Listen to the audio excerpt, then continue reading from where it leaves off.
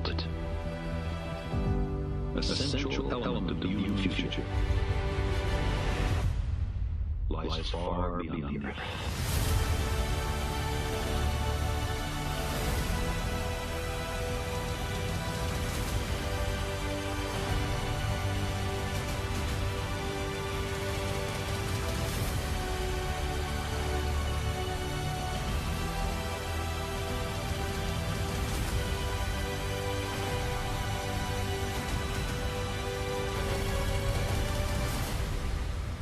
If we crave some cosmic purpose, then let us find ourselves a worthy goal.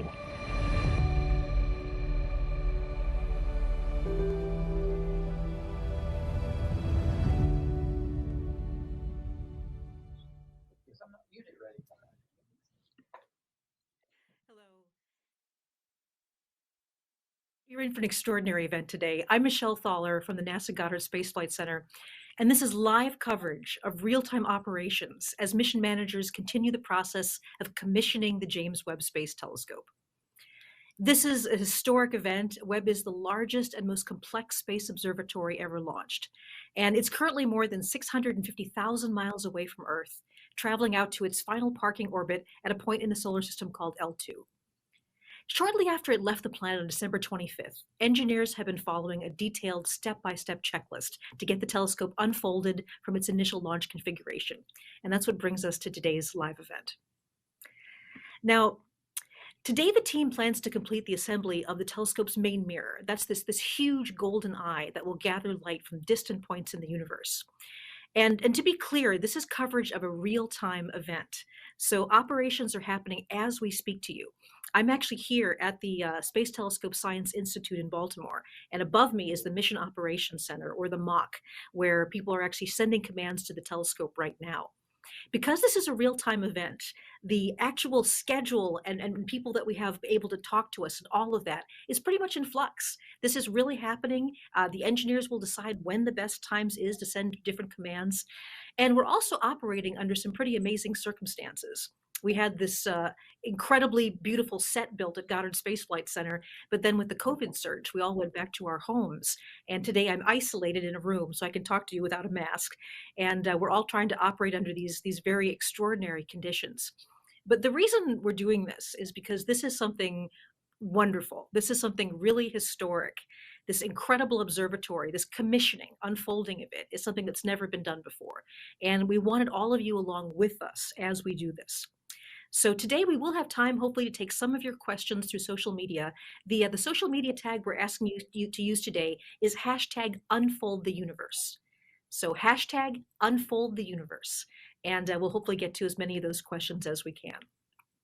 So moving on from there, throughout the process of watching live footage, we're going to be watching live footage from the Mission Operations Center at the Space Telescope Science Institute in Baltimore.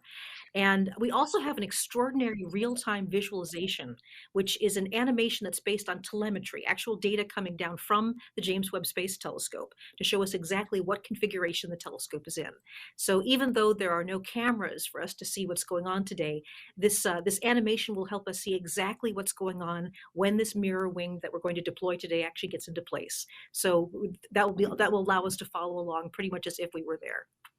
Today I'm going to be joined by a collection of experts to help explain the operations, the engineering, and of course the science that this telescope was designed for, because that's the real reason we're here, is that this telescope was made to answer some really extraordinary questions about the universe and also our own origins, where everything around us, including you and me, comes from. And that's really exciting. So what you're seeing on the screen is the real-time that we mentioned, the Real-Time Mission Operations Center, and also this OVT, the Observatory Visualization Tool. And as we said, this is a simulation that shows you exactly what it looks like in space. So it's based on telemetry, but we consider this tool to be real-time. It's kind of worth mentioning that at the distance it takes signals to travel, it's about three light seconds away. So there's a tiny little delay, but of course that won't get in our way of covering this. So to begin with, I'm going to be joined now by Julie Van Kampen. And Julie is the Deputy Commissioning Lead, and she's going to be our expert guide today of much of what's happening that we watch unfolding. So Julie, welcome. How are you doing today? Doing great. Good morning to you. So one of The the things I think that's worth, oh, please. uh, they're also doing well downstairs. They're getting ready to have us follow along with them. Yeah, absolutely. So, the thing that we're going to be doing today is that pretty soon they're going to start unfolding this final wing of the mirror. And when that happens, we're going to be listening to calls from the MOC, from the Mission Operations Center. So again, what you're looking at on your screen is you see the Mission Operations Center above Julie and myself, and then over to the left you see this wonderful simulation. And yesterday we had the deployment of the first of the side wings of the telescope, which happened extremely successfully. It was wonderful to be there. And today we're going to do the final wing of the primary mirror. So as throughout the day, as calls come from the MOC, we're going to be pausing conversation.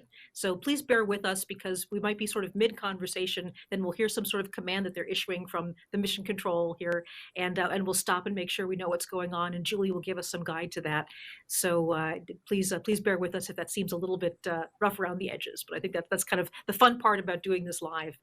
So, Julie, I just sort of said it in general, but give us some more background. So what exactly is happening today that we're waiting for? Sure. What they're currently working on right now is configuring the observatory, and specifically the deployment motor and the actuator motor, to make sure that they are checked out and ready to go before we start using them. So once those are checked out, then we'll fire the final pins that are holding it in its launch locked configuration with the mirrors off to the side. And then we'll use the deployment the deployment motor to move the mirror into position, and then use the actuator motor to lock it into that position. Now, this is something that is happening at extremely cold temperatures. It was about, I forget exactly how many days now. We've all sort of lost track of time. I know, I think I heard, Julie, I heard you saying that you've lost track of whether it's night or day. You've been sort of, in the command center this whole time. But we had the sun shield deployed, and that 5-layer sun shield, each layer being about the size of a tennis court, it has been cooling the telescope down, blocking the sunlight. And I think one of the interesting challenges of these motors is that these motors are operating at such low temperatures. Is that correct, Julie? Yeah. The motors are designed to operate at this temperature. However, what we do is have some heaters on them so we can warm them up to exactly the temperature we want them at for the deployments. Because it's for contingency, you also want to make sure that you could handle this no matter how long it took to take out the sun shield and get that tensioned. So the actual final temperature of these assemblies could be very different at this time, depending on how quickly or slowly those first steps of deployment went.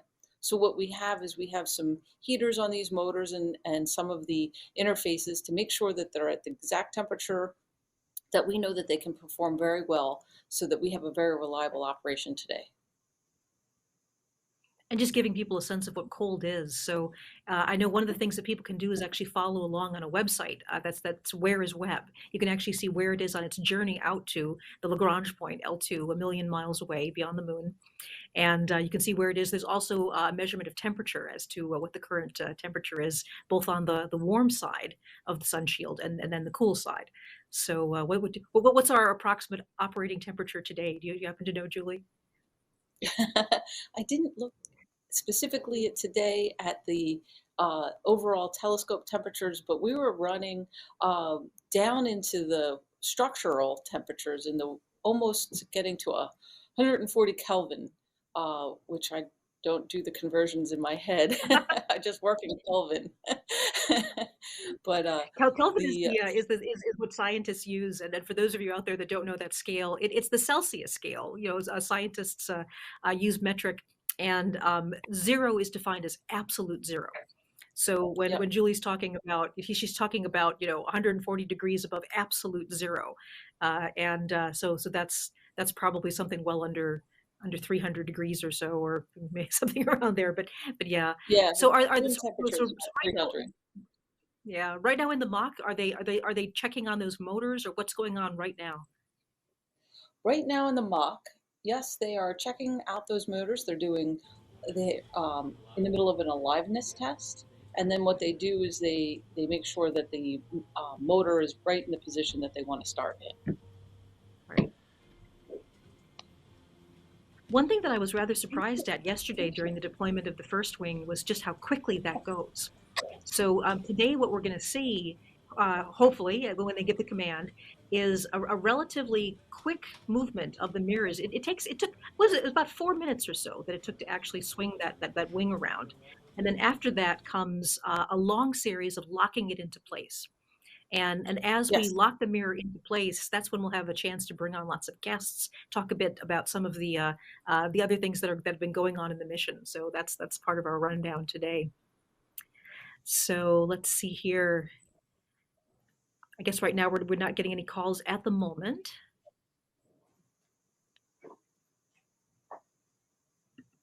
And Yes, that's at the about right, moment, Julie. Is it about 4 minutes for the actual movement of the mirror itself? The movement of the mirror takes, just a few minutes. It's all the setup and the preparation and the double checks that they do. When they finally start to move the mirror, they'll move it just a small amount, just 1.3 degrees, and then they'll stop, and then they'll make sure that they go through all of their telemetry to verify that everything's moving exactly the way they want before they complete the move of the motor all the way out to the hard stops. And I can sort of think myself as to why that's a good idea, but why was that particular procedure put in place, that you move the mirror just a little bit and then you go ahead and make the large movement? Yeah, if you had any concern about your motor or your hinge or possibly any of the soft structure around it, being affected by this move, you would want to stop and evaluate before you moved further. Possibly you needed to run your heater a little bit more, or maybe back up and retry your move if you're not seeing the expected results. So there's a whole series of telemetry that we get. We have so much instrumentation all over the telescope, whether it's motor telemetry, thermal telemetry, whether it's indications that the entire spacecraft has seen. Oh, now we hear our control room. So as you hear the control room speak, you'll hear a couple of people talking a lot. There's our deployment lead. She'll be walking through the procedures to handle all of the steps and going back and forth with our operational control center, our flight control room, our OC in the front room. And if you look on your top picture, that would be the person in that closest row all the way in the center of actually it's going to be to the right of everyone's screen, but she's in the center there. And she's the operational controller, and she works with our deployment lead to walk through all of the steps of today's procedure, one by one. You'll hear them talk back and forth, confirm everything and every step along the way.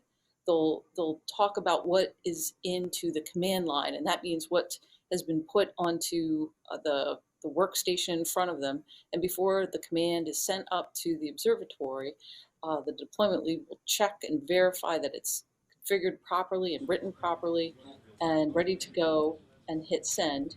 And then once they hit send and the script starts, you'll hear a lot of times that the script will confirm that it's been received, and then the next step will be to hit go. It's like a lot of times on Windows, it will say, do you really want to do this? So you have to say yes twice. And I understand we're about 4 minutes from getting the command to start release to fire, as they say. So that will be happening pretty soon. Another one of the people that you often hear called out is sometimes it's a little bit funny to hear is Mom. He'll say somebody referred to as Mom. And tell us a bit who that is, Julie. That's the mission operations manager. And you'll hear him from time to time come on and do a poll of all of the various subsystems that are supporting today, like the spacecraft and the instruments team, sure that everyone's ready to go on with a major step as we go through our deployments today. So he's the overall lead of both the front and the back room. So the back room is our spacecraft and our um, subsystems that support that. We also have a second back room, which we call the SI room, which has our instrument team in it. In fact, I think that person on screen that I see now is Bill Oakes. He has Yes, been. that's Bill Oakes. Yeah, exactly. That's right. So tell us a bit about Bill Oakes' role in this mission. He's the program manager for JWST, and he's over the whole program, both the operation side, the development side. Everybody eventually works for Bill as you go up our chain. So he's been great, and he probably doesn't even know that he's currently on camera. So one of the things that people were asking before is how are we actually getting this information down from the spacecraft? So you mentioned that there's telemetry. There are detectors all over the spacecraft measuring things like electrical current or temperature or all of these things. But how is that data actually getting to us here at the Space Telescope Science Institute? Oh, that's an interesting point. So we have antennas on our observatory, and if people had watched along, one of our very early deployments was one of our antennas, and from that, signal is transmitted uh, down to the deep space network. So this is the same network that we communicate with, let's say, the Mars rover on. There's one in Canberra, there's one in Madrid, there's one in Goldstone, and these very large dishes then take that signal, convert it into something that can be sent on a ground network, and it's sent by ground network to here, where we were both the Space Telescope Science Institute, and the once it comes into the institute, it goes through a whole series of processing, and then it comes up to our screens and monitors in a way that we can interpret. Completed successfully. We're ready to continue with 693.027, bottom one door sync. The command line looks good. You're good to execute. Roger. Susie, with that executing. So and you're good to that was the continue. last. Copy, go to continue. Susie, you have the go. That was the last set of commands sent to get the motors ready to verify that the motors are ready before we go ahead and do the launch lock release. Yeah, it takes forever to get there. And in the top view, we have our deputy program manager, John Durning. Not sure what his sign says. It says commissioning manager, but he's the deputy project manager. He works directly with Bill Oakes. I believe we're about 2 minutes now away from firing. For those of you who may have just joined us, you're watching at live coverage of the unfolding of the primary mirror for the James Webb Space Telescope. Yesterday, they successfully unfolded one of the wings. I believe that was the port, the left side wing. And today we are doing the final wing, which will hopefully by the end of the day leave the primary mirror completely extended and unfolded.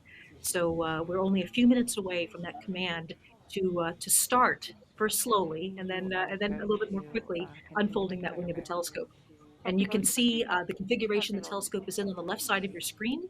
This is a computer image, but it's based on actual real-time data from the observatory. So this is what Webb would look like if you were out there to see it. Of course, it would also look a lot darker because the sun shield now is completely blocking light from the sun and any sort of heat from the Earth and the Moon. And the telescope is operating very dark and very cold, as it was designed to do. So we're very close. I believe the calls will be coming shortly, so we'll probably take a pause in conversation now and begin listening to the calls. And Julie, as we have time in the conversation and the calls come, please step in to tell us what those commands mean and be our interpreter so that we know how this process is going. Almost in the window, but not quite. Sure. Good God. I have to say it's tremendously exciting for me. I have been looking forward to this quite literally for decades. This is something that has been a part of my family, have worked on this. And so this is a very proud and very exciting moment for me. It's been an incredible couple of weeks.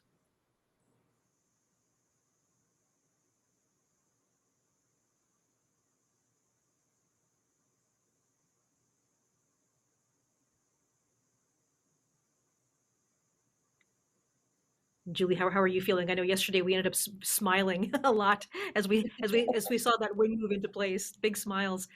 I know that one of the things that was tremendously important to the unfolding of this telescope. Oh, let's just listen. Here we go.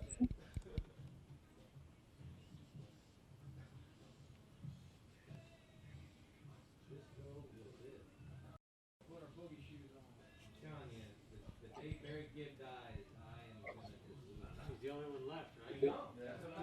COC, I have confirmation from Dep Lead that they agreed that all of the sync moves look good. We're ready to command the launch lock releases. We're ready to go with 693.029. All channels safe verified. The command line looks good. Your go to execute. Copy that. Did you have to go to execute? Executing. Executing. Your go to continue. Copy, go to continue.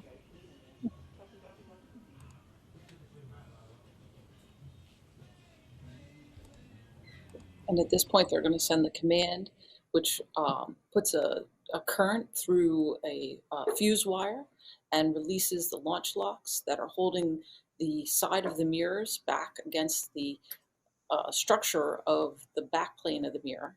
And that was done so that we fit inside our fairing of our telescope. We were all folded up like origami.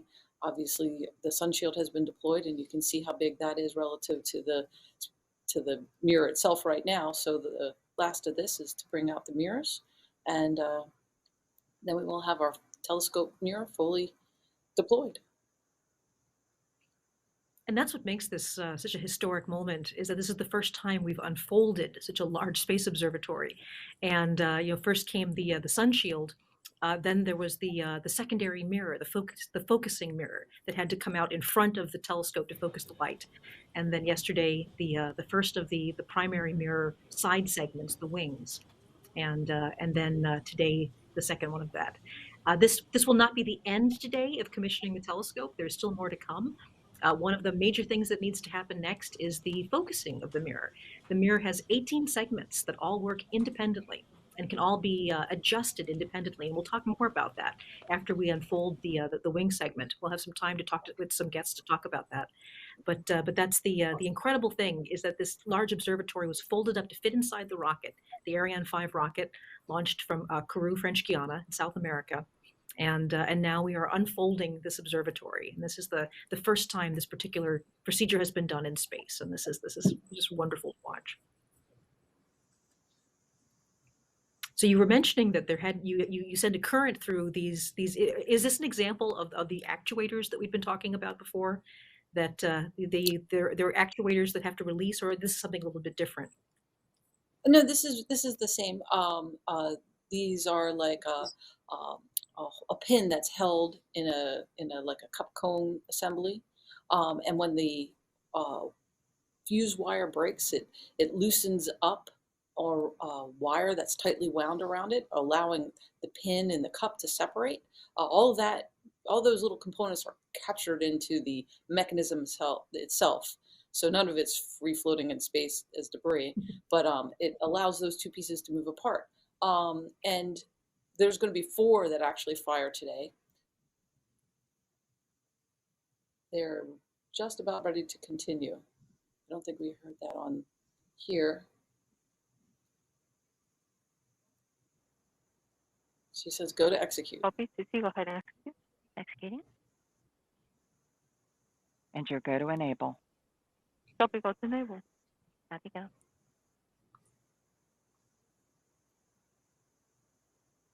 And what they'll see now in their telemetry is they might see a disturbance on the entire observatory of these launch locks actually coming apart. The entire observatory might just as like when you unlock your vehicle, you can hear the click of the door unlock. There's almost like a little vibe in the whole structure that comes through that we can. Sometimes we can pick up in other telemetry. And OCI confirm enabled, your go to arm. That these fully release. Copy, go.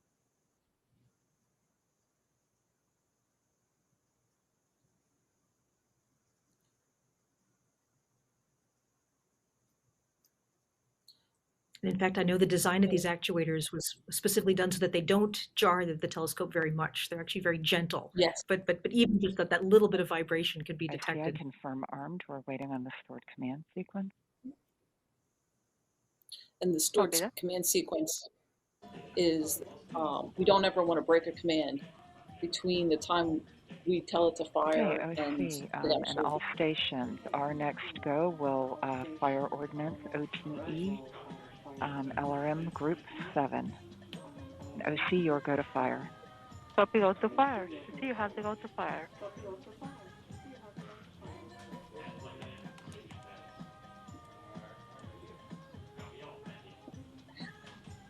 You hear the music.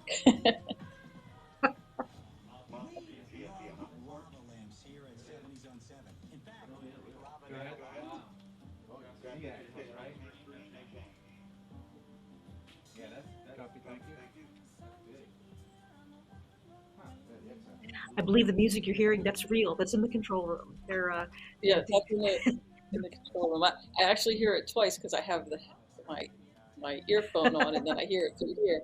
So I had a hard time figuring out if you could really hear it, if it was just me for a second. Yeah, that's right. There's obviously an air of excitement, and certainly, everybody is a little bit, their nerves are, on edge, but lots of optimism, lots of excitement, and lots of smiles. So that's it's an emotional moment for all of us. Everyone's been working on this since the day of launch. Our launch deployments started with our very first one that was caught by the rocket itself as it floated. JWST floated away from it, the upper stage, and it's been nonstop day after day since then, having each deployment come along in series. Everyone has gone very well. This is DepOps on Ops. I can confirm safe and disabled, and we're ready to continue with 693.031. Copy that. This is the step to actually do the firing. The command line looks good. This is for OTE LRM Group 8, and you are go to execute. Copy. To see, you have to go to execute. Executing. And you're go to continue. Copy, go to continue. To see, you have to go. There's a total of 4 mechanisms that do the launch lock.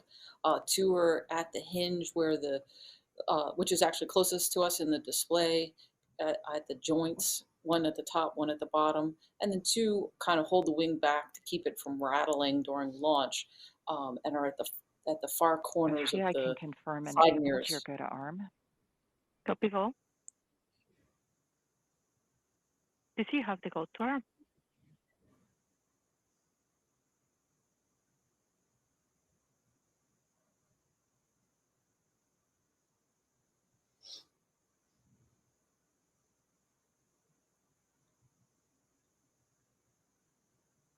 I can confirm armed, waiting for the stored command sequence enable.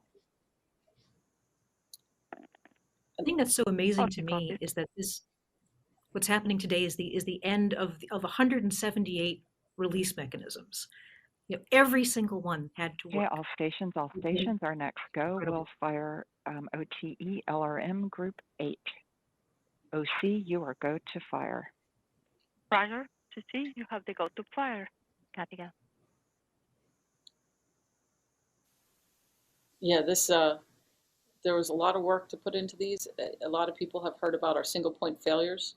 Each one of these itself was a single point failure. In other words, if one of those 4 launch releases does not release it, we're not able to move this side of the mirror forward into position. So this would be our last of these 4 single point failures. There's still other single point failures and some that stay with us for the life of the mission. Different areas of structure or a mechanism. If the mechanism fails, we don't have a second path of light to bring the light down. But these are major milestones in getting the observatory into its final configuration.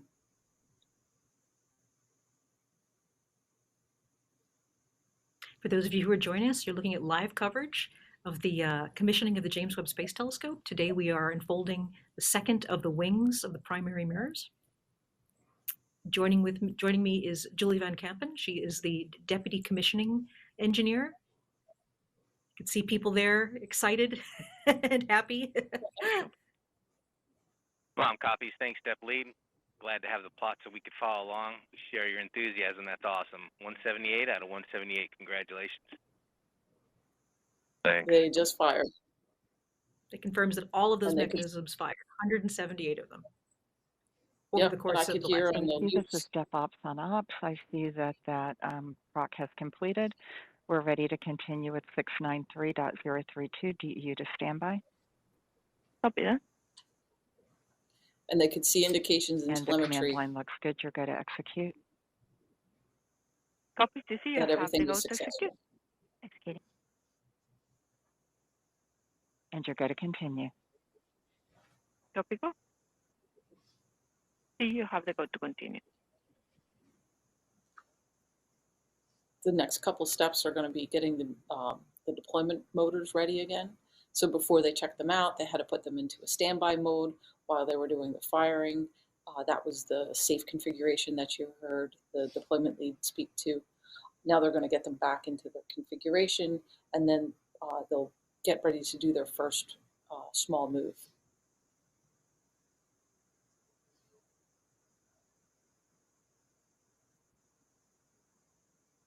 OC, I can confirm we're in standby round robin. We're ready for 693.033 to restore default torque limits. The command line looks good. You're go to execute. Copy to see you have to go to execute. Executing. And you're go to continue. Copy go to continue. And earlier we had mentioned the position called MOM. That's the Mission Operations Manager. And the elbow we're seeing in the top screen, that's Carl Starr. He's the MOM of JWST.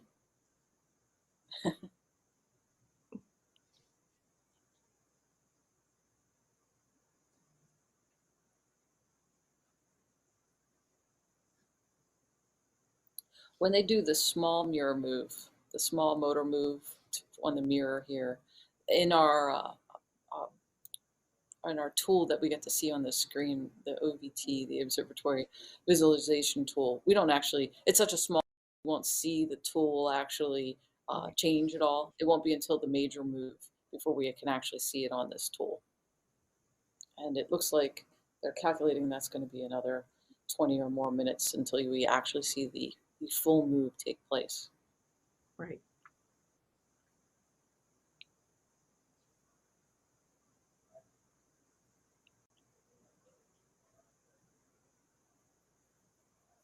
We're sitting here now. We're actually watching the Mission Operation Manager, and you'll also be seeing live coverage from the MOC, the Mission Operations Center at the Space Telescope Science Institute in Baltimore, Maryland. I'm there as well, although in an isolated conference room, so I can speak to you unmasked.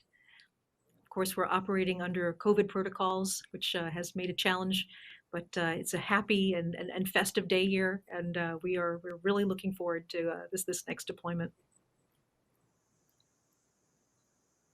Later on in the program, we'll have a chance to take some of your questions from social media, and today we're asking you to use the hashtag #UnfoldTheUniverse. So hashtag #UnfoldTheUniverse.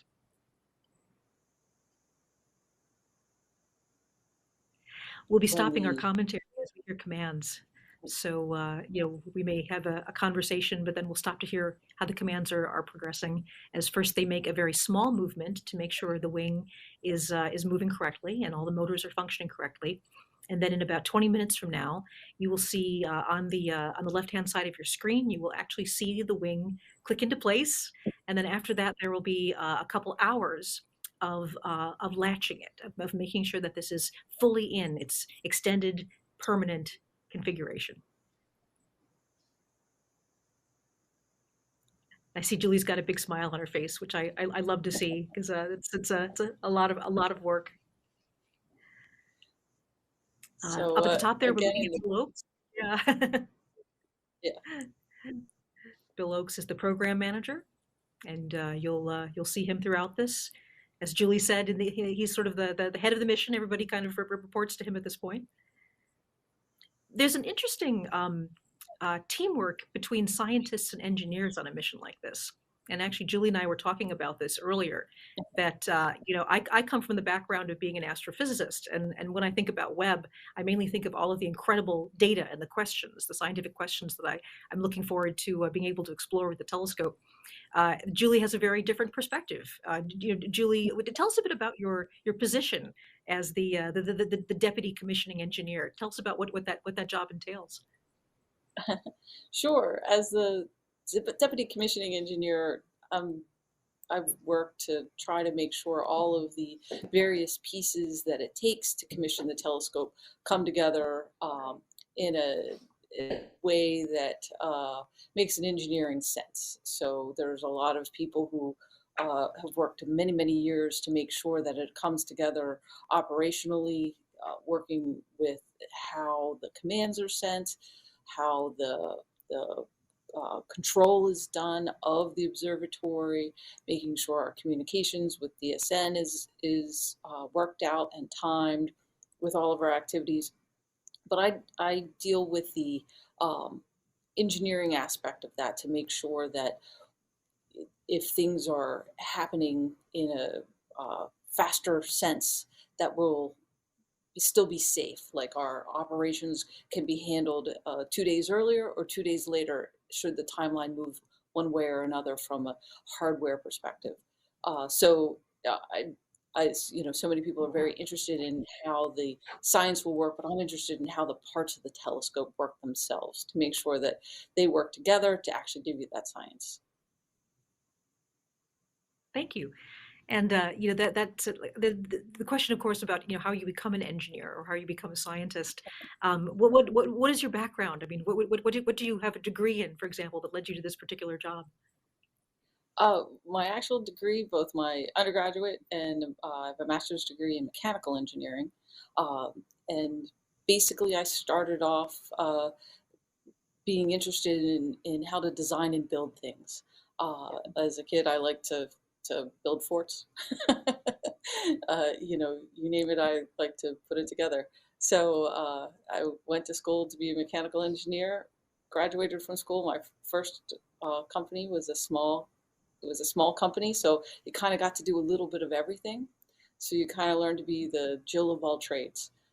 And from that, I moved to NASA and got into the testing department and was able to do actually a lot of the Hubble servicing missions from the testing side to get those instruments and components that were being sent to Hubble on the different servicing missions ready for those missions.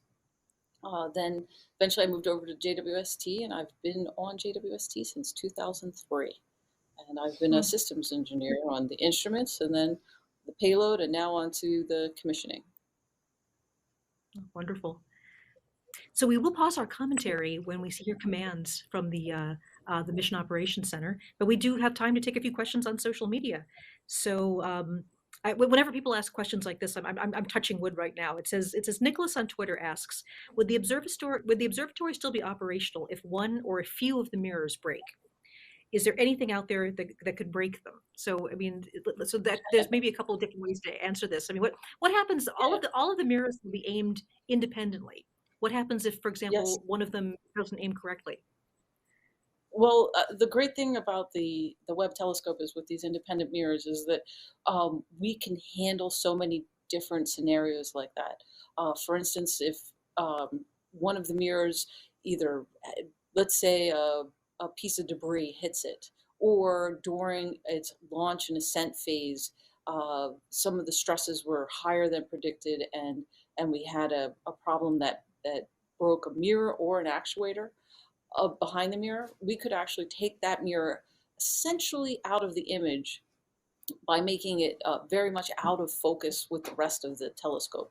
And if anyone's ever experienced having a floater in their eye or something like a scratch on your eye, you can realize how much you can see, and it is completely unaffected by that. So when something's not quite in sync with the rest of the primary mirror, there's different ways to take that impact out. Some of it's physically by moving the mirror out of its focus, and some of it's digitally by knowing that there's a imperfection that's going to be in each and every image that gets subtracted out digitally from those images.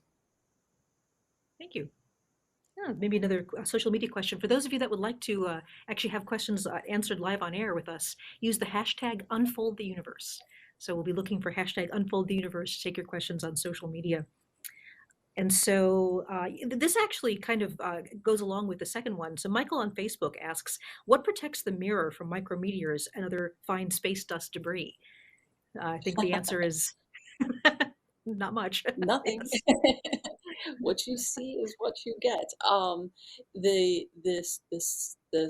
sun shield is facing the Earth and the sun. So not only does it protect it a little bit from a little bit of possibly dust or anything coming from the sun, but you know, the heat of the sun is basically what it does. If the sun shield itself, you know, this isn't quite the question he asked, but if the sun shield itself got hit by a micrometeoroid and got a little tear or a rip in it, that's part of why we have 5 layers, and we can tolerate so much damage throughout time. And that was part of our lifetime calculations to make sure, based on our little bit of knowledge that we have of other observatories at the L2 point, to make sure that the environment there can be sustained by all of our optics and all of our sun shield over the time span that we expect to be there. And just to give you an update, you're looking at live commissioning of the James Webb Space Telescope. From what I understand, there will be a call in about 4 minutes, releasing the larger mechanism, and then about 4 minutes after that, we should be able to see the wing start to move. So in a bit under 10 minutes, we'll see the wing move. Yeah, that first release. Copies. At this time, we're ready to continue with 693.034 DEU to operate frame 6. Copy What that. they'll do is, Command line looks With good. the- You are go to execute. Copy. To see you have to go to execute. Executing. And you're go to continue. Copy, go to continue. To see you have to go. when they do the small move, this will verify for sure and for certain that all of those launch release mechanisms have released and that the mirror is free to move into its final position. Right. Continuing our conversation, I mean, some small impacts from micrometeorites will happen. You know, over the Yes. lifetime of the mission, there will be some damage to the mirrors of the telescope. I remember at the Goddard Space Flight Center, when they replaced some of the cameras on the Hubble Space Telescope, they brought some of the old cameras back for And analysis. DevOps can they were- confirm operation frame 6. And we're ready to continue with the small motor move. So we're ready to go at 693.039. Copy, copy. It's on the window. That command line looks good. You're go to execute. Copy that. To see you have to go to execute. Executing. And you're go to continue. Copy, go to continue. To see you have to go to continue. Copy, go. And stand by while we review parameters. Copy that. Sending.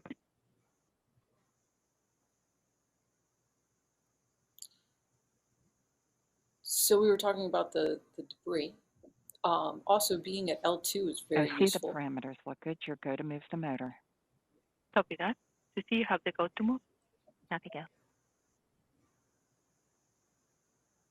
And pro complete. DevOps copies, and you can queue up the stop. Copy that.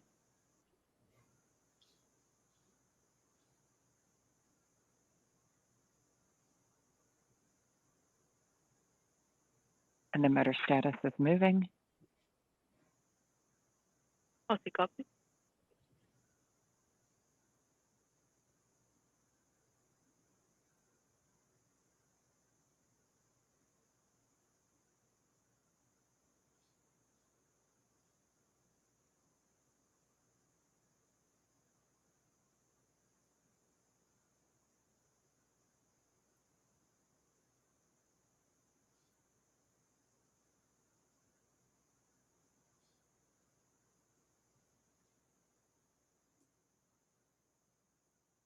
was thinking, God, did I remember the cameras being brought back for analysis.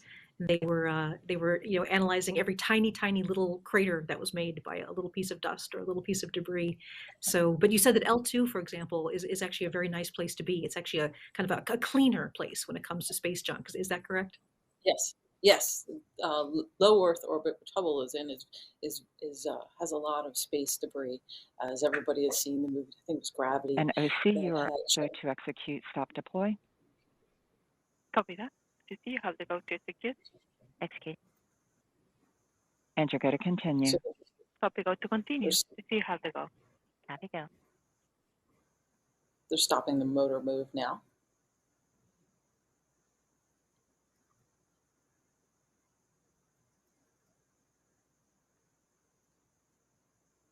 And I see the motor is stopped. At this time, we're ready to continue with 693.041 DEU to standby. Prop looks good. You are go to execute. Roger. OC, you have the go to execute. Executing. And you're go to continue. Copy go to continue. OC, you have the go. Copy go.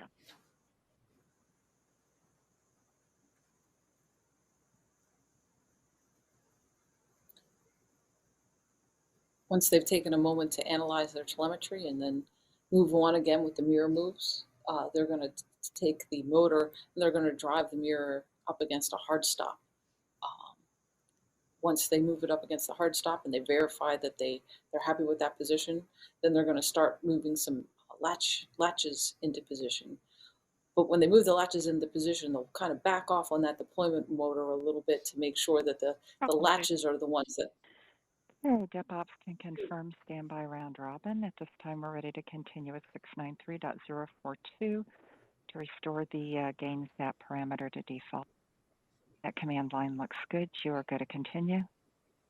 Roger that. OC, you have the go to continue. Executing. And And at this you're point, good they're to just continue. Copy go. OC, you have the go. Copy go. sending some configuration commands to the motors. So once again, you're joining us for the live commissioning of the James Webb Space Telescope. The starboard wing of the primary mirror is being deployed today. In just a few minutes, we should be able to actually see it moving. On the left-hand side of your screen is a real-time visualization based on telemetry, based on data from the telescope. It's generated by a computer. This is not a camera. We do not have cameras, unfortunately, on board Webb, but this will show us the configuration that's actually in real time. And in just a few minutes from now, we will begin actually bringing that side part of the primary mirror around to form one large mirror of 18 segments. The segments that you see are colored gold. We'll talk more about the mirrors after we do this deployment. We'll have some time as the telescope is latched into its final configuration. But that is actual gold, very, very thin coating of gold, just a few hundred atoms thick. And the telescope would actually look quite a bit darker than you see it in that animation. The sun shield is blocking out all of the light from the sun and any reflected light from the Earth and the moon. And so those mirrors right now are exposed to the dark, cold space that it will be doing its primary science, looking out into the universe.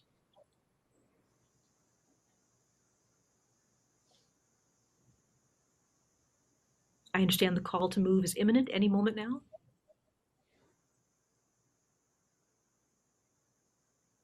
And when the mirror begins to move, we will just all sit back together and enjoy watching that. And we'll come back with commentary after that has completed. And we have some time as they latch the telescope, a couple of hours into its final configuration. So we'll have different guests and experts to talk about what's going on when that happens.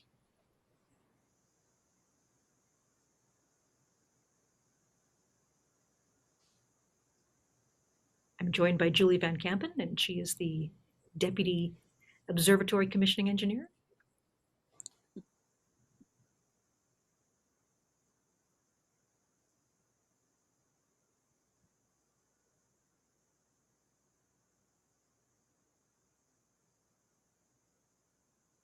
RTCP is complete. DevOps and DevOps copies. It looks like that load completed successfully. We're ready to continue with 693.043 DEU to operate frame 6. Copy that. On the window. And the command line looks good. You're go to execute. Roger that. Lucy, go ahead and execute. Executing. So they've just put the And you're mirror go to back. continue. Sorry, Copy, go to continue. the deployment motor back into its operational state. It was taken out of operational state to do a reconfiguration. And now it's ready to do the full move once this is done. We're coming to you live from the Space Telescope Science Institute in Baltimore, Maryland. This is happening in real time.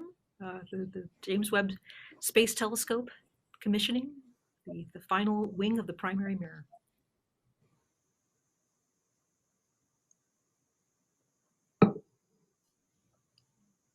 You're looking at live coverage from the Mission Operations Center, the MOC.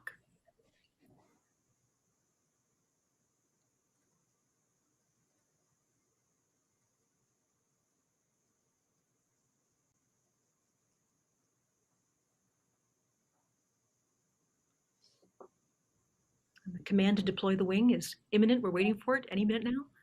And then we will watch on the observatory visualization tool to see that. It'll just be a couple of minutes, something like 4 to 5 minutes. And then after that, we will come back with more commentary about the observatory, and we'll talk to some of the people that are some of the science leads as well about some of the scientific questions this observatory has been designed to answer. They've just given the Stand by command while we to review go the ahead. parameters. Okay, standing by.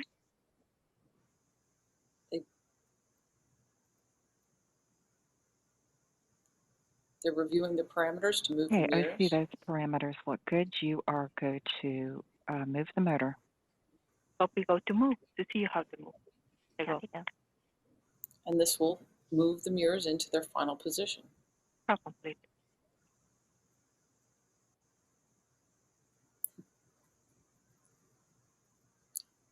The screen to the right shows us our ground station. And the motor status is moving. You can see the mirrors move in the visualization tool.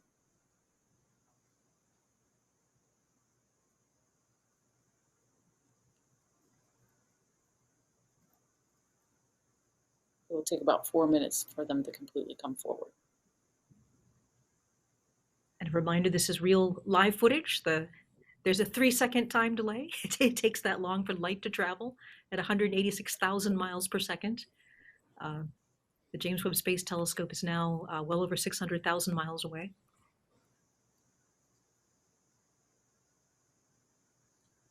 And Thing to remember about this. Go ahead.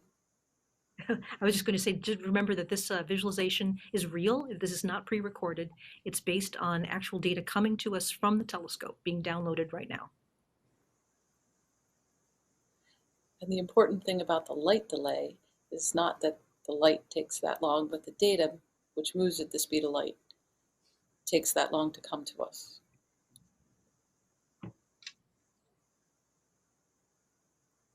I know that was a question we had on some of our social media before. Ops with the status. We have started our deployment into the deployed hard stops, and our current looks really good, nice and low. Mount copy.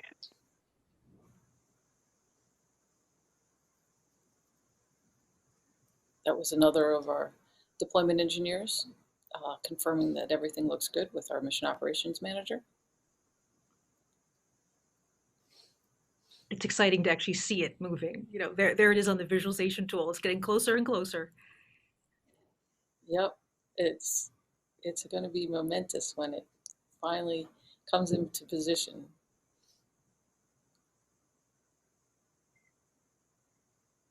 The first wing was successfully deployed yesterday, and now this is the final part of the primary mirror being put in place. Julie, give us a sense of the scale. These mirror segments. I mean, I had the honor of watching this being built. A lot of it at Goddard. How big across, for example, is one of those hexagons? They're about 1.5 meters across from tip to tip. The hexagons are quite large. It's amazing to actually be in the clean room and look up to see the whole mirror assembled, towering above you. There's no amount of seeing it on photos that kind of gives you the sense of actually standing next to it in Yeah. our clean room when it was assembled. And as we talked about before, and once it's fully into position here, the final shape that our primary mirror is going to be called a tricontagon. It's about a polygon with Step lead on 30 ops. We're about sides. 3/4 of the way through the deployment, and everything still looks really good. And the mirror itself will be copy. concave. You can sort of just see that in this simulation. They actually have simulated some stars and things in space that you can see moving on the surface of the mirror.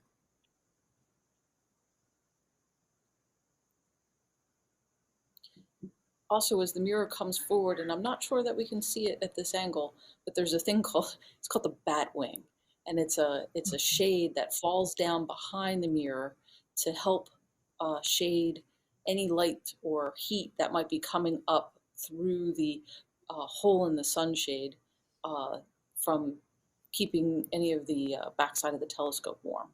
There's one on each side that comes down passively as the motor moves this forward. We are And then nearly the gaps there. between the mirrors are very small. I think it's on the order of several This millimeters. is step lead on ops. We have reached the end of deployment, and we are preloading into the latch pad. All right. Also copy. Yay. You see people clapping. Yes. Wonderful Everyone's moment. up on their feet and clapping. Wow, just look at that. The primary mirror is successfully deployed. This is a first. We have made a space observatory the mirror was so large that it had to be folded up to fit inside the Okay, rocket. OC, at this time we're ready to continue with 693.046. Enable activate SCS 256. Also copy. And that command line looks good. You're go to execute. Copy that. You see? Go ahead and execute. Executing. I think you can hear the relief in our deployment ops. And you're go to enable activate. Copy, go to enable. Voice. Copy, go. I have to say, I just feel this kind of glow, in my chest right now, just seeing that mirror all deployed, all together. The size of a mirror allows us to collect more light from fainter objects, and in a lot of cases that means farther away objects that light took many billions of years to travel to us. A chance to see the universe as it was, perhaps only a couple 100 million years after the start, after the Big Bang. The sensitivity of this mirror will allow that. And the size of the mirror also gives us a clearer, higher resolution, able to see more detail in space than ever before. So this was something that absolutely had to happen. We had to unfold this mirror. The secondary focusing mirror had to come out, and then a little bit more than a week ago, the amazing sun shield, and there it is in front of us. You're looking at this animation. This is not a pre-made animation. This is based on actual data coming from the telescope to us right now. We are live at the Space Telescope Science Institute, and we have successfully unfolded the last part of the primary mirror. After this, there are still more commissioning acts to come, very important ones, for example, focusing. Okay, DepOps can confirm that 256 is active in the delayed state. And I've confirmed with the Dep lead, they're ready to begin the 3-door up latch off stow and latch to safe. So we're ready to continue with 693.048, move 1 of 20. Copy that. It's on the window. And that proc looks good. You are go to execute. Copy. This you have to go to execute. Executing. You just heard our deployment lead Copy, go to continue. go through a mouthful of description there of what happens next. There's a hook latch, and it's basically really that. It looks like a big latch, like you would hook possibly on a bathroom door or a tie down. If you had tie down straps to hold some packaging onto the back of a vehicle, It's actually a hook, and you heard her call it 3-door, and what that means is it's essentially has a couple of different degrees of motion that it can do. Stand by for parameter review. Copy that. Standing by.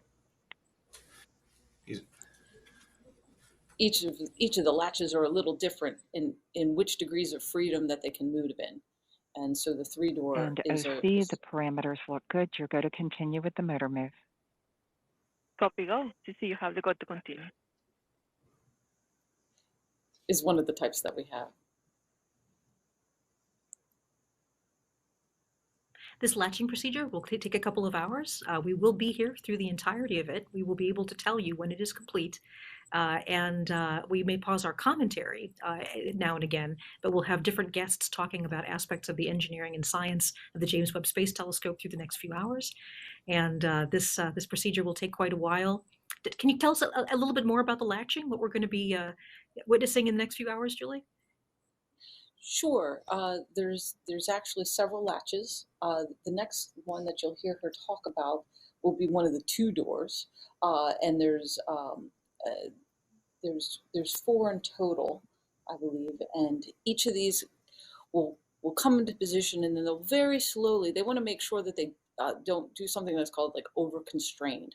And as anyone who understands how a mechanism might move, you can easily kind of get yourself jammed into a position if you try to tighten one thing before you're completely aligned with another. Almost like when you change your tire, you want to kind of do that star pattern to wiggle it into just the right position to make sure it's flat. You don't want to tighten one of those bolts before you get the others snug, and you want to tighten them up in a pattern. So they'll do the same thing with these latches. They'll make sure that they're done in a very precise order, that the different degrees of freedoms of each of the latches are coming into play in the order that they had planned, to make sure that they get that mirror latched in and locked down in the absolute best position, so that those mirrors are in range for what they need to do for actually defining the surface of that mirror with the actuators and motions that will come next in the next couple weeks.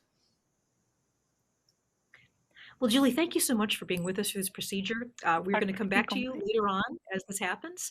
At the moment, we are going to have one of our expert guests come up. We're going to be joined by that motor move looks good. We are ready to continue with 693.049, 3-door latch to safe, move 2 of 20. And the command Thank you line for looks having me. good. You're go to execute. Copy that. Susie, go ahead and execute. Executing. Thank you for having me. And you're go to continue. And we'll come back to you later. So you have the go. Absolutely. Copy go. The next person we're going to be talking to is the Associate Administrator for Science at NASA, Dr. Thomas Zurbuchen. Thomas, it is wonderful to see you. How are you feeling? Tell me about what you just observed. Oh, I'm emotional about it. What an amazing milestone. We see that beautiful pattern up there in the sky now, almost complete. Of course, it needs to latch, but what an amazing milestone just ahead of it. 178 out of 178 of these, actuators that had to fire the right way. I'm just so amazed and in awe about this team. So one of the things that I'm just sort of, I haven't seen you for a while without a mask. They have us all in isolated rooms, and you're always clean shaven. You look a little bit different today. Is there is there some story behind that? You notice, right? So, basically what happened is after we launched, frankly, I told my wife, I'm not going to shave until this entire telescope is fully deployed. This is like my favorite sports team. When they're in the playoffs, right? You have to be sure that you fully support them. So that's what I'm doing here. I can't wait to shave. Michelle, my wife says, are they done soon? And so I mean, that actually gives us a chance to talk a bit about what's coming out next. So, about how long do you think it's going to be until you shave?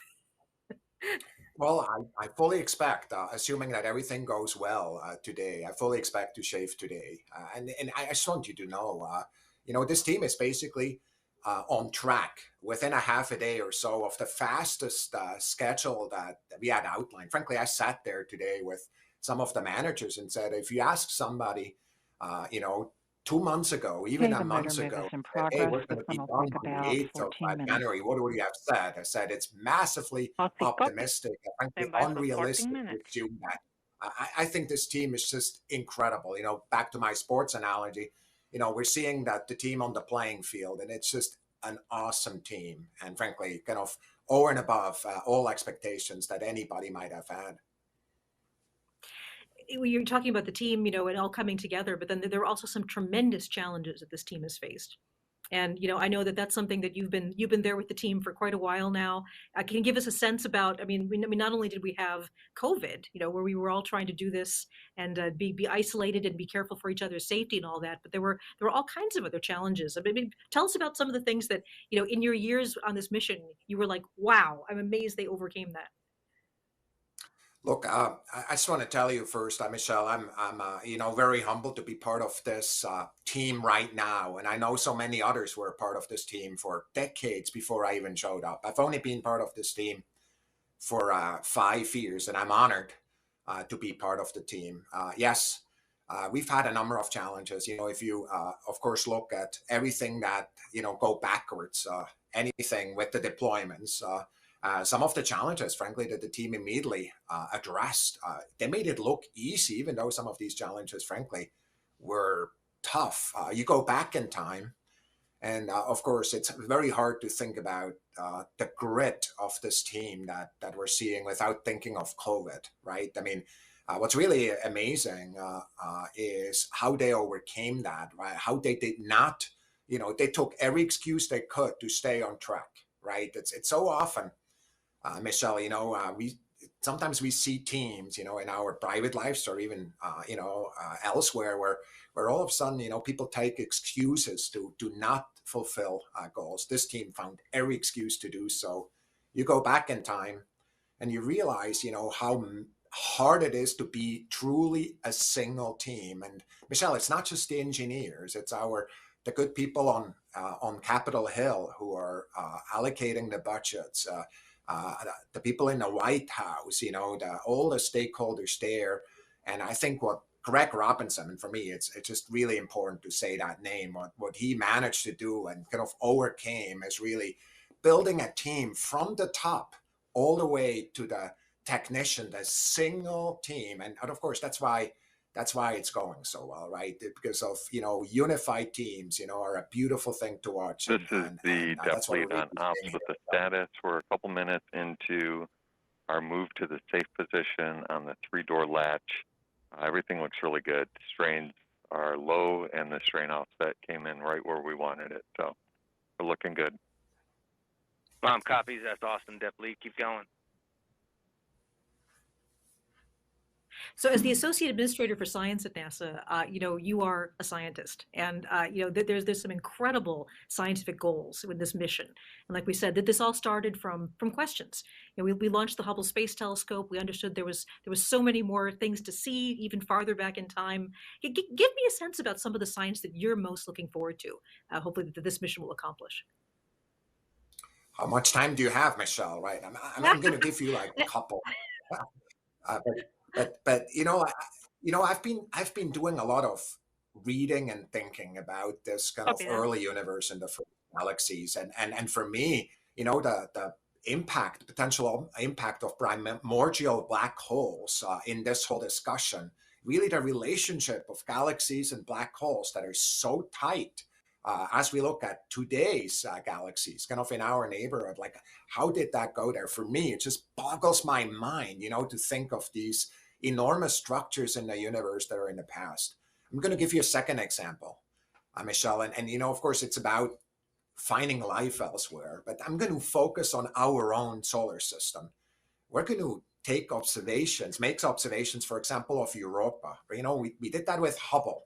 And there's amazing papers out there in Nature and Science that says just marginally we can see kind of emissions of Europa that kind of are similar to Enceladus, for example, where water from these subsurface oceans is coming out together with organics at Enceladus. The question is, does that happen with Europa? And of course, we're moving towards a launch of Clipper in 24, and we want to make sure that if there are such emission points, that we know that, because we want to take the measurements with that amazing mass spectrometer on Clipper. There's similar type of discussions on Mars, where of course we're in the middle of another huge adventure trying to get these samples back in the first round trip to another planet.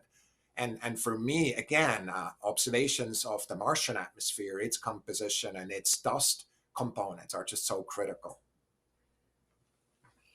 This is something that I think that, I really enjoyed seeing your leadership on in the last years is no mission stands alone.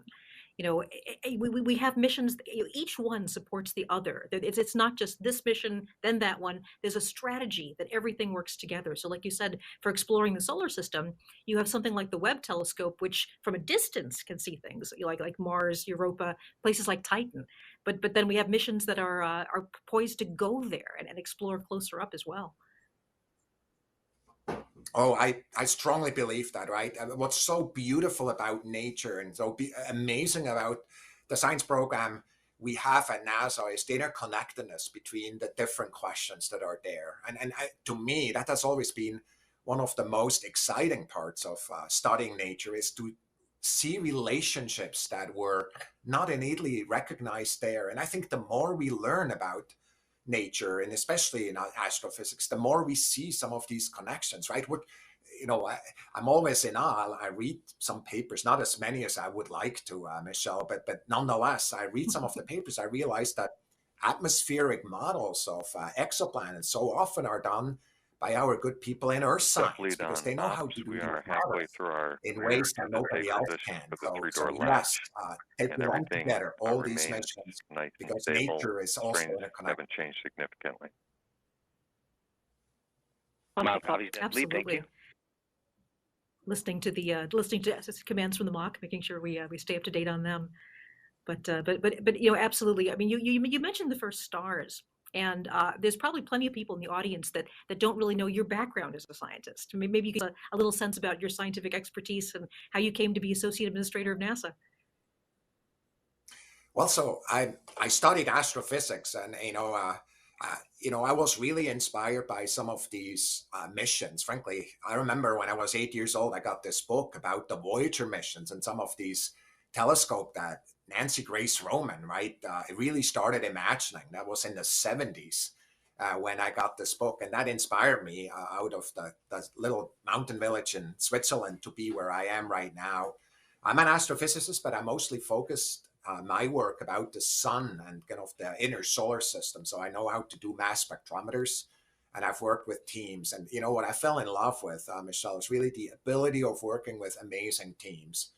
When I see a team, whether it's in athletics, or whether I see it in this control room right there, a team that is truly operating at their highest capability, I'm so excited to see it. It's the most beautiful thing, but it gives me so much hope of all these other things we can do. So when I look at astrophysics, of course, I think of the classes and so many of the things that I learned in the late 90s that are no longer true. And that's what science is about, because we learn all the time. And can you imagine, even in 5 years from now, how classes everywhere around the world will be affected by this very amazing observatory that's being set up right now? Yeah, there's going to be some very, very profound things. I mean, you were talking about looking at some of the first galaxies to form. And this, of course, is one of the reasons why.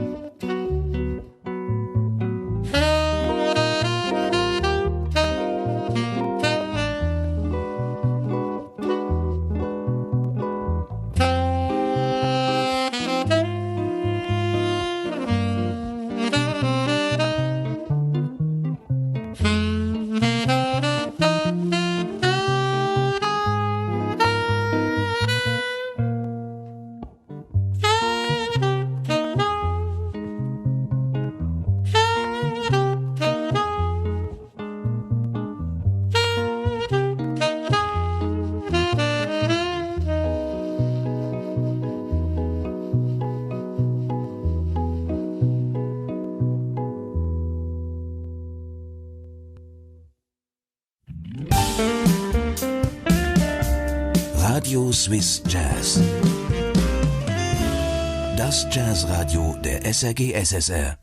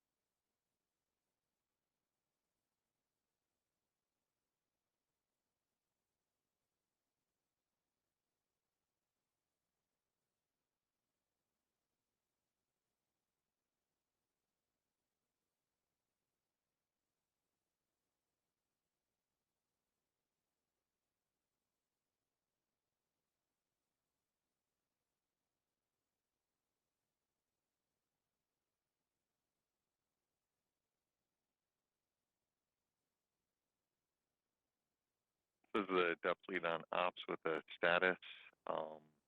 We are on step 4 of 20 of latching. We're latching the 2-door to the safe position into it a couple of minutes now. Again, strains look really good, nice and low, and our strain offset is matched our predicts, so no updates required there. Excellent, Mom. Copies. Thank you.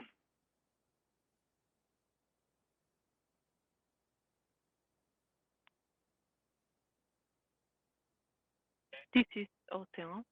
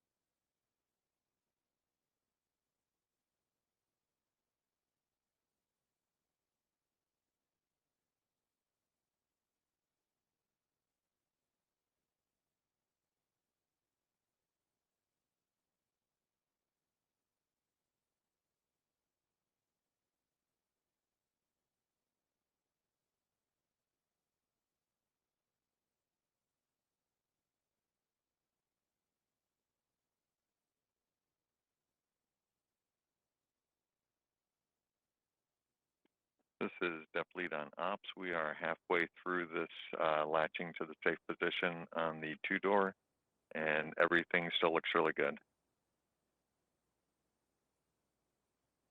Welcome back to our live commentary. OC copies.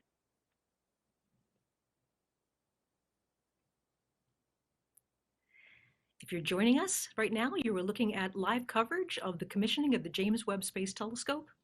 I'm here at the Space Telescope Science Institute in Baltimore, Maryland. And what you're seeing on the screen above me is a live footage from the MOC, the Mission Operations Center for the James Webb Space Telescope. And then to my left is an observatory visualization tool, which is showing you real-time data, telemetry, as they say, from the James Webb Space Telescope, which is now over 600,000 miles away from us on its way out to an orbit about 1 million miles away, past the moon, L2, the Lagrange point. And just a few minutes ago, we successfully deployed the final part of the primary mirror, the side wing.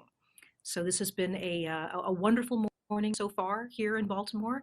We still have a few hours to go as they latch this primary mirror segment in place.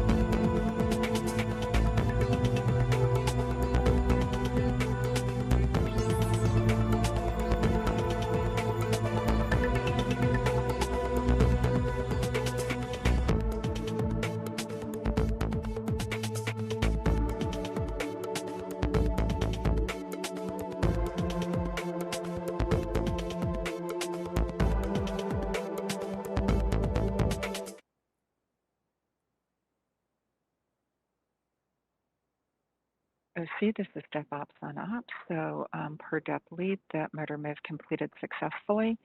We are going to continue at 693.054 to terminate SCS 256. Copy that. That command line looks good. You're going to execute. Copy. CC has to go to execute. Executing.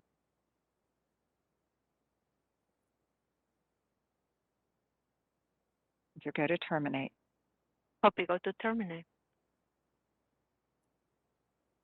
You have to go to Roger.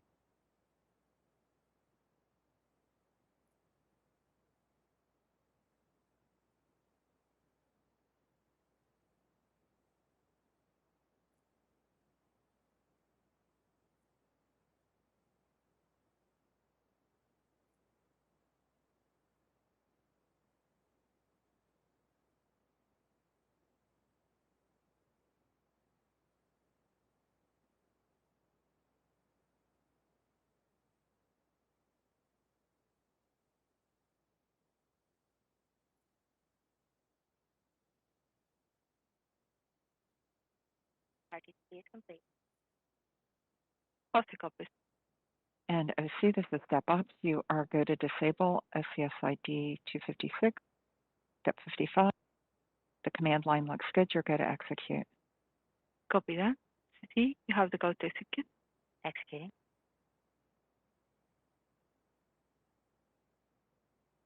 And you're going to disable. Copy, go to disable. Roger.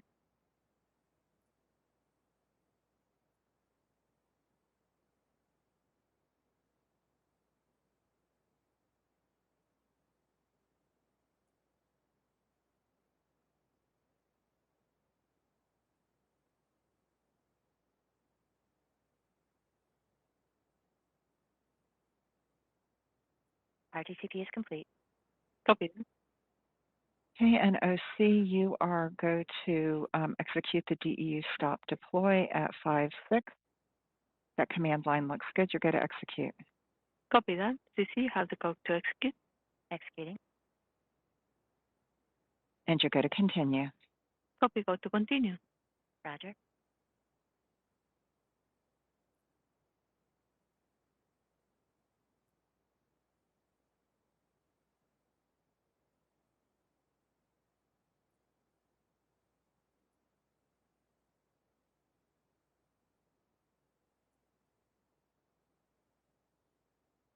RTCP is complete.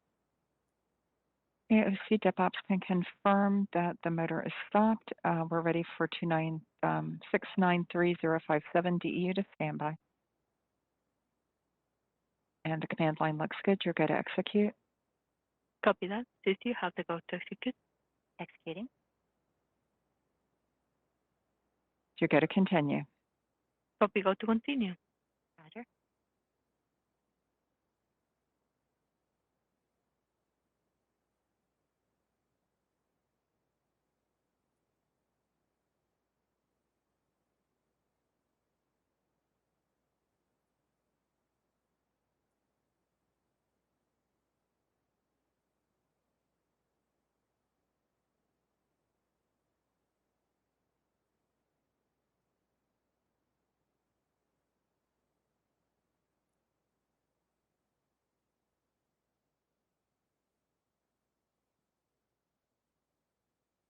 Dep Ops can confirm standby round robin.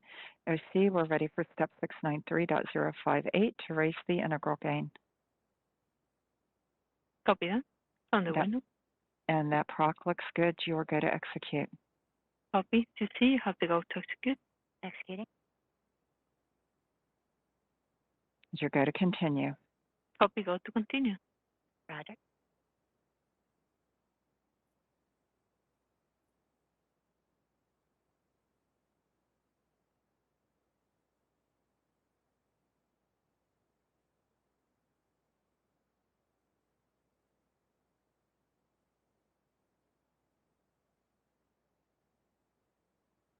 Time we'll have some chance to recap some of the story of the James Webb Space Telescope, as well as talk to some of the expert scientists and engineers that are working on that.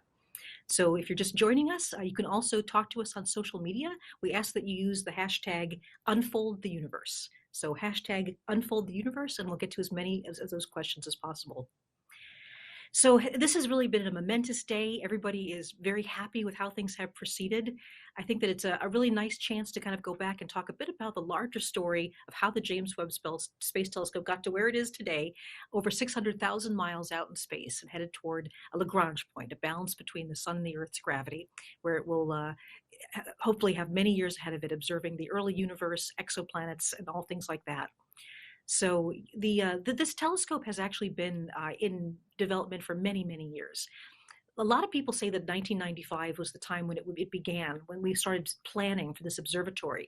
And what you're seeing now is some footage of actually putting together the primary mirror. Much of this work, building the primary mirror and the observatory and testing it, was done at Goddard Space Flight Center. These are acoustic and vibration tests, which were necessary to make sure the telescope could withstand the pressures of launch. So there's our acoustic test chamber, and you can see there the telescope is wrapped to keep it clean. This is a vacuum test that was done at Johnson Space Center in Houston. This is what we call Chamber A. This is the largest vacuum chamber that NASA has, and this was made during the Apollo era. It was actually large enough to fit full command modules of the Apollo mission in there to test. So what you're seeing now on the screen in front of you right now is live footage from the MOC, the Mission Operations Center. That's right above me as I'm speaking to you. And to the left is our observatory visualization tool.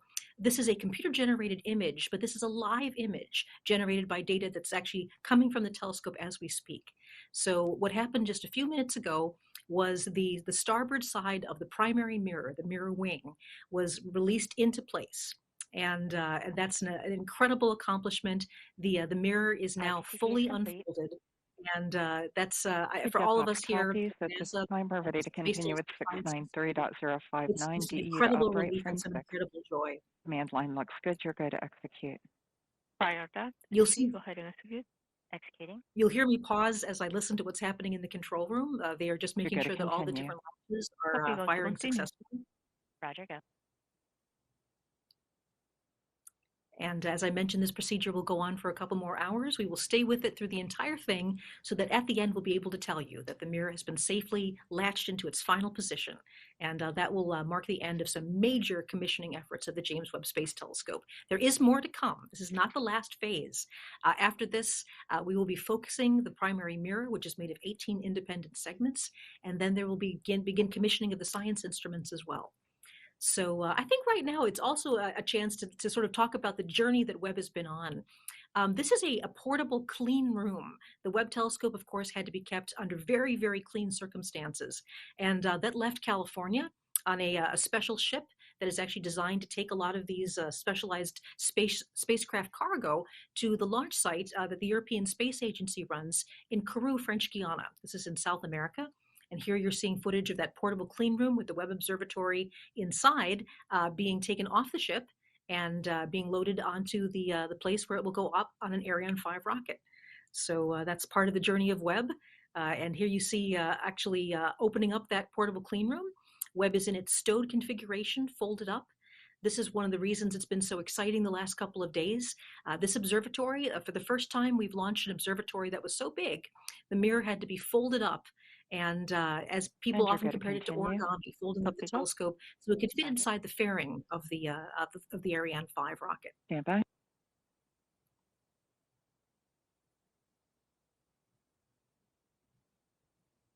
Once again, moments ago, we saw the final part of that major commissioning of unfolding the mirror happen. And OC, you are go to continue to move the motor. OC copies. CC, how's it go? As they continue the latching procedure, one of the things we can also look back on is the launch. Up the stop. This was a Christmas present for all of us. This was about 7:30 in the morning Eastern Standard Time in the United States. And there you see the launch of the Ariane 5 rocket. It was an absolutely perfect launch. They were able to get enough energy from the launch itself to save some of the fuel on the Webb telescope, which we hope will extend its life. And here you see some of the people at Mission Control in French Guiana cheering after the successful launch. And what you're looking at here is an animation of the observatory going away from the rocket. This is not an animation. This one here is the actual footage. There was a camera on the rocket itself. And here we see the Webb telescope coming off the Ariane 5 second stage on its way out to the Lagrange point, L2. That's about 1 million miles away from Earth. It's on the other side of the moon. It's a wonderful environment for an infrared telescope that needs to be very cold. Here you're actually seeing, again, this is real footage from the camera. You're seeing the solar panels unfold. This was the very first of the actual unfoldings that had to occur because now the telescope was able to power itself up using radiation from the sun. And then after that, of course, came the amazing, there's everybody celebrating.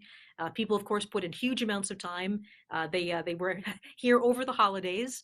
All of us have been working straight through Christmas and New Year's, of course. It's been wonderfully joyful, but there are a lot of families back at home that I'm sure missed us as well. Here's an animation of some of the major commissioning points that we've actually accomplished. So the solar array was unfurled, and also the antenna that allows the Webb to communicate with the Earth. Now you see the Webb moving up from the sun shield, which is now beginning to unfold. This is a 5-layer Kapton sun shield. It's a material that's very much like mylar. It's a very thin, very strong material. In this case, it actually has some silicon in it to make it more reflective, and also put together in small segments so that it's very strong and can withstand any sort of small impacts from micrometeorites, which we do expect over the course of the mission. And now that incredible sun shield is fully extended. The secondary mirror came out a few days ago. Yesterday, we saw the first of the wings of the primary mirror extended, and today we're just completing the second one. So now that we've gone through a little bit of an update as to what the tremendous journey that this observatory has been on, it's my pleasure to talk to Lee Feinberg, who is one of the senior engineers on the Webb telescope. And he's going to talk to us a bit more about some of these mirrors and some of the technology in Webb. So for one thing, Lee, wonderful to see you. We're all isolated from each other so that we can speak to you without masks. I'm downstairs. He stopped at the spot he wanted to stop at. Hi, Michelle. And we are ready to continue to begin the 3-door cup latch to capture move. So as we said, okay, and that is move 5 of 20. The command line looks good. You are go to execute. So in our conversation, you'll probably hear me pause just when I see that there's something. Lee, were you sitting? Can you hear those calls from Locke? Roger. I'm sorry, can you say that again, Michelle? Where you're sitting, can you hear those calls from the mock? I can hear, yeah, I can hear them, yes. Okay, right, excellent. So for one thing, but before we launch right into the technical, tell me a bit about how you're feeling right now. We're human beings first. Yeah, well, I feel good. I feel like the mechanical and the deployment teams really have done a phenomenal job. The optical team actually is just about to get started, so it's sort of a transition time. But to see a full primary mirror, this is something we've really been thinking about for a long time, and it's just a great thing to see and to be ready to start aligning those mirrors. Absolutely. Well, let's talk a bit about those mirrors. I mean, that's sort of the expertise that you bring with us. So to begin with, these are very different mirrors than most people are used to in their regular life, in many, many ways, obviously incredibly specialized. Tell us about some of the ways these mirrors are just completely unique and very different. Yeah, well, let me start by just saying, when we started this a couple decades ago, we knew from the very beginning that one of the hardest parts of making the observatory was going to be the mirrors. And in fact, if you go all the way back to the first project manager, Bernie Siri, he used to have this chart that would show that, one of the key goals was to make a mirror that could be lighter than the Hubble mirror by about 10 times per unit area. And it had to work at incredibly cold temperatures, minus 400 degrees Fahrenheit. And it had to have a quality of the mirror that was approaching the quality of like visible mirrors, like the Hubble Space Telescope kind of image quality. And so these were, a set of challenges that were extremely difficult. There were some people who thought we couldn't even make mirrors that were this light and this quality. So actually it was a pretty collaborative effort. We actually worked with other government agencies, including the Department of Defense. It was a collaboration to invest in multiple different mirror technologies, one of which was actually a technology in which the mirror has a bed of nails under it, a whole series of little tiny actuators. But one of them was a beryllium mirror. And the beryllium that was developed for Webb, it was actually a new form of beryllium. They called it an optical grade beryllium. And it was developed by a company that was called Brush-Wellman that then later became Materion. But this optical grade beryllium was supposed to be more uniform and was going to have better properties for being a telescope. And the key, though, was could you build large mirrors that are about almost 1.3, 1.4 meters in diameter? These are segments that are incredibly lightweight. So you have to be able to machine the mirrors from the back to lightweight them. And so it was a several-year technology development. It really took groups from all over the United States. The machining was done in Alabama, and the polishing was done in California. And here actually you could see some of the beryllium billets that were made in Ohio. So we developed the technology, and there was a mirror that was almost the full size of what the ultimate segments look like. We called it a prototype mirror. And here you could see the light weighting of the mirror from the back. And so that was the first phase, was just making a single mirror that could meet our requirements, including a gold coating that would reflect the infrared light. And so it was a large team effort. Ball Aerospace in Boulder, Colorado kind of led that team. And that mirror actually was competing with other mirrors. We had a very intense process by which we selected which mirror technology we would use. But beryllium won out because of its superior qualities at these very cold temperatures. And that's really the key. Beryllium has this amazing property that when you take it to these very cold temperatures, it's incredibly stable. There's a material property called coefficient of thermal expansion. And for beryllium, that material property is like as perfect as could be at these very cold temperatures.